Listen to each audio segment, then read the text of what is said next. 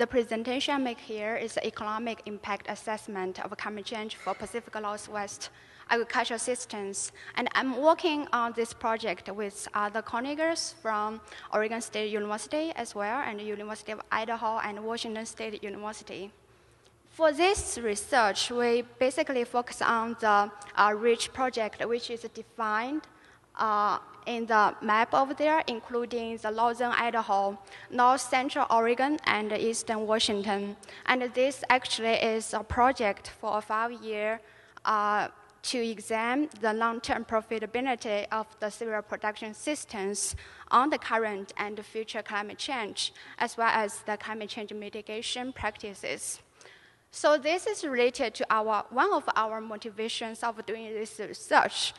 As we all informed by this morning's presentation, we all know that climate change is changing globally and locally. For Pacific Northwest, we are projected to have increased temperature and precipitation, and at least for the summer. So as an agricultural economist, we would like to know how will the rich cereal production perform on those climate change.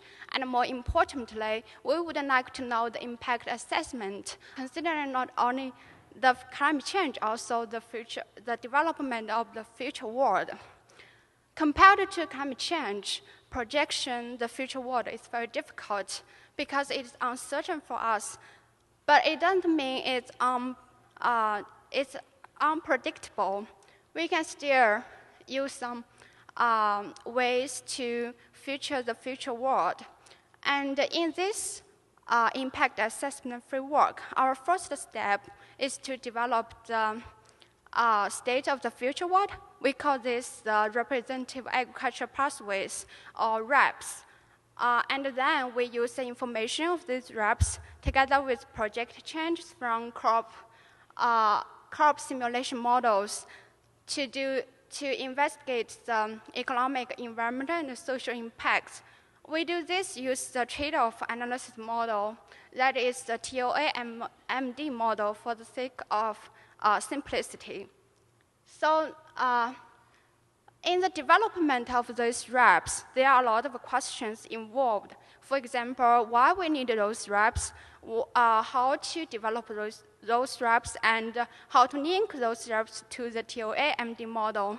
We want these RAPs because in our economic model, for a global model or regional model, we cannot model everything. There are limited dimensions in the model if you are familiar with the regression models or some other models. So we need some kind of a representative to feature the development of agriculture specifically. And the development of RAPs is not only for climate change analysis, it could be used for other analysis as well. So you could see the importance to develop those RAPs. And so far, we have developed one RAPs for each region because RAPs are regional specific. And right now, the RAP 1 is the continued trend of the current world. We consider these RAPs based on 4 dimensions: the biophysical condition, technology condition, policy and institutional condition, as well as the socio-economic conditions. And in each of these dimensions, we have a lot of variables, and we search the literature and describe the trends for the development of those variables to get the quantified magnitude of those variables. And later on, we would like to develop 2 more RAPs. One is aggressive climate change mitigation policies to consider the world with effective adaptation and mitigation policies, as well as big improvement in technology. And the last one would be on the opposite way, we'd like to develop the dysfunctional world RAPs for the world due to institutional failure with ineffective adaptation and mitigation policies. So the next question would be, what is TOA-MD model, the trade-off analysis model? It is a statistic model, a simulation model that uses statistics generated from farm surveys. For example, including the net returns of the farm or production cost. And this model has been used to model technology adoption and impact assessment, payment for ecosystems, and also environmental change, impact and adaptation. Here, the climate change case we would like to emphasize. And we are interested in this model because this model could give us what we want for the economic impact assessment. And from this model, first we could measure the economic gains and losses from the climate change, and also we could identify the vulnerabilities of the population, 4% of gainers and losers in the population. And also, in this model, you could define some indicators to get some impact assessment of climate change. For example, you could consider economic, environmental, social indicators. So now you know a little bit about RAPS, not in the details, and you know the TOA-MD model. So here I give an example of using the TOA-MD model to simulate impacts of climate change on the winter wheat fennels farming system in rich region. And here we consider 4 scenarios. The first scenario is only considering the climate change impact without RAPS, and the rest of the scenario set, we considering climate change impact with some RAPS components. Here we consider changes in commodity price and also the changes in subsidy.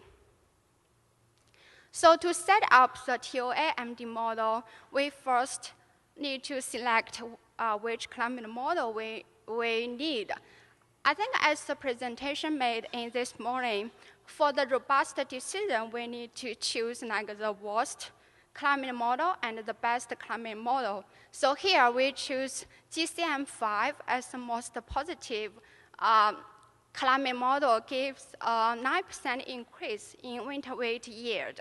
And the most selective climate model, the GCM10, gives minus 20% winter wheat yield change. And we only consider climate change by 2030 in a near term, and the GCM and the greenhouse gas emissions RCB at 0.5. And I give these maps of, give these pictures of histograms of winter wheat yield change. I want to show you here, on different climate, we have different yield changes. However, within each climate, we also see gainers and losers in this population, because the population is different distributed with different weather, soil, and other conditions. So let's move to the projected climate change impacts results coming from the TOA-MD model by 2030 without adaptation. And from this table, 3 points I want to make. Let's first look at the green rows. Those are only considering the climate change impact results.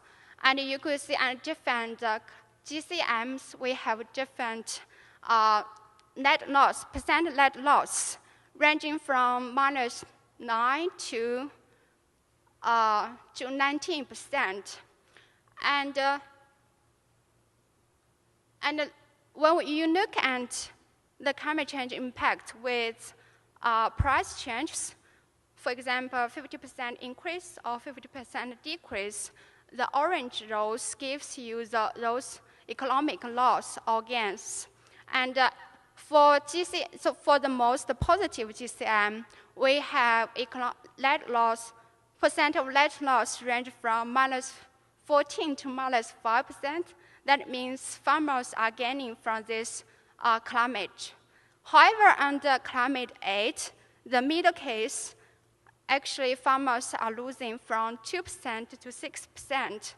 So now let's look at the blue rows, which gives the changes in subsidy under climate change, and there's no difference of this economic loss or gains, economic impacts. That's because in this type of analysis, we consider the subsidy as a non-agricultural income.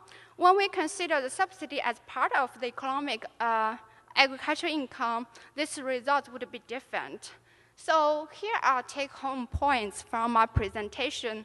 First, from our table results, we know that agriculture impacts from climate change are uncertain, different, because there are a high degree of uncertainties in climate change model projections. However, there are likely to be both gainers and losers from climate change.